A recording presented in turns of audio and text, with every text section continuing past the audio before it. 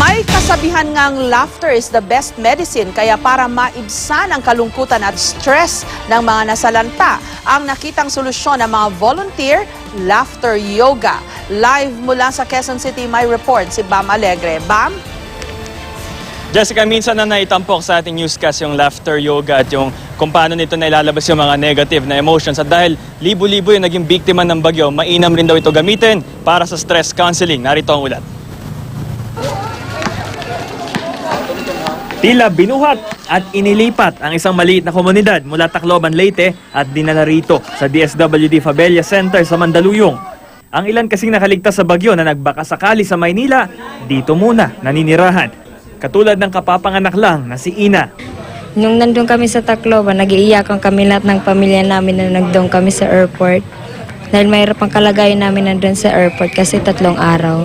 Walang kain-kain. Pero karamihan sa kanila traumatized pa rin at tila tumigil ang mundo dahil sa delubyo. Kaya ayon sa isang grupo ng mga volunteer, hindi lang relief goods at matutuluyan ang kailangan ng mga Yolanda survivor. Dapat din silang mabigyan ng psychological first aid. At naipapahatid raw nila ito sa tulong ng laughter yoga, isang serya ng mga ehersisyo na binubuo ng mga halakhak, ngiti, palakpakan at sayawan. Akala ng iba, nagtatawanan lang kami para gawin sila mga loko-loko. Yung pala, habang nagtatawanan sila, nare-relax sila lalo. At sabi nila, gumagaang daw yung pakiramdam nila. Mapabata o matanda, sandaling nalilimutan ng problema dahil sama-samang inilalabas ang mga sama ng loob. Mahirap daw kasi kung kinikimkim ang problema. Si Mang Melchor ngayon lang nakangiti. Lagi kasi niyang iniisip kung paano pakakainin ang 12 anak.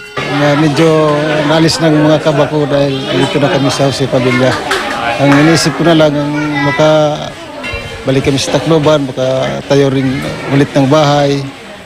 Ang laughter yoga naging paraan ni na Paulo para tumulong. Hindi lang para sa mga biktima ng bagyong Yolanda, kundi maging sa mga naapektuhan ng digmaan sa Zamboanga at Lindol sa Bohol. Sa pamagitan ng counseling, trauma counseling, lalo na itong Pinoy Laughter Yoga Session, matutulungan natin sila para makabalik sa present moment. Jessica, ito yung stress ball na bahagi rin ng laughter yoga. May breathing exercises dito, 5 seconds inhale and then 5 seconds sa pag-exhale. Nakakatulong daw para kumalma rin. Jessica. Okay, maraming salamat sa iyo, Bam Alegre.